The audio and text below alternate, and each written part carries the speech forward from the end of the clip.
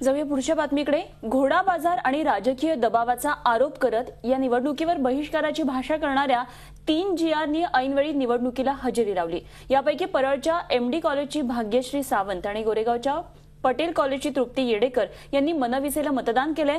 हर्षदा तोरसकर या वेंगुर्ल्याच्या कॉलेज प्रतिनिधीनं एनएसयूआयला मत दिलंय। असं काय झालं की ज्यामुळे या तिघींचं मतपरिवर्तन झालं? त्यांनी अचानक मतदानाला हजर राहण्याचा निर्णय कशामुळे घेतला? आमच्या प्रतिनिधी दीपाली जगताप यांनी भाग्यश्री आणि तृप्तीसोबत केलेली ही बातचीत। स्टुडंट काउन्सिल निवडणुकीतून 3 मुलींनी बहिष्कार टाकला होता। मात्र आज जी निवडणूक झाली त्या निवडणुकीमध्ये त्यातल्या 2 मुली हजर होत्या। आपल्या सोबत त्या मुली आहेत, आपण त्यांच्याशी बोलणार आहोत। सर्वप्रथम तुम्ही निवडणुकीवर बहिष्कार टाकला होता, मग आज मतदान कसं केलं?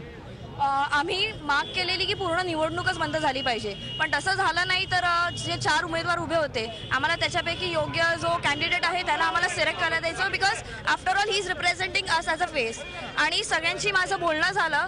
एवढंच नाही तर मी शिरोडकर साहेबांची भेट घेतली आणि त्यांनी जे राज साहेबांचे मला विचार सांगितले ते मला पटले। आम्ही खूप स्टडी केलं होतं, आम्हाला हे जेवढं पिरियड भेटलेलं तर आम्ही स्टडी केलं आणि आम्हाला एवढं माहीत पडलं की राज साहेबांनी खूप काही युनिव्हर्सिटीसाठी काम केलंय। तुमचा असा आरोप होता की राजकीय पक्षांकडून तुम्हाला दबाव टाकला जातोय किंवा वेगवेगळ्या धमक्यांचे फोन येत आहेत, त्यानंतर असं काही झालं नाही का? आणि काय वाटलं तुम्हाला की तुम्ही मनविसेला सपोर्ट केला आणि आज मतदान केलं?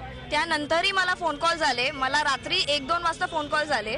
Phone calls, miss calls, blank call झालेले अक्षरशः। आणि ते नाही तर मला ब्लँक मेसेजेस यायचे की तुम पानी की तरह बनो और अपना रास्ता बनाओ, पत्थर बन के हमारा रास्ता मत रोको। त्याच्यामुळे मला ऑलमोस्ट कल्पना आली की कोण असू शकतं ते।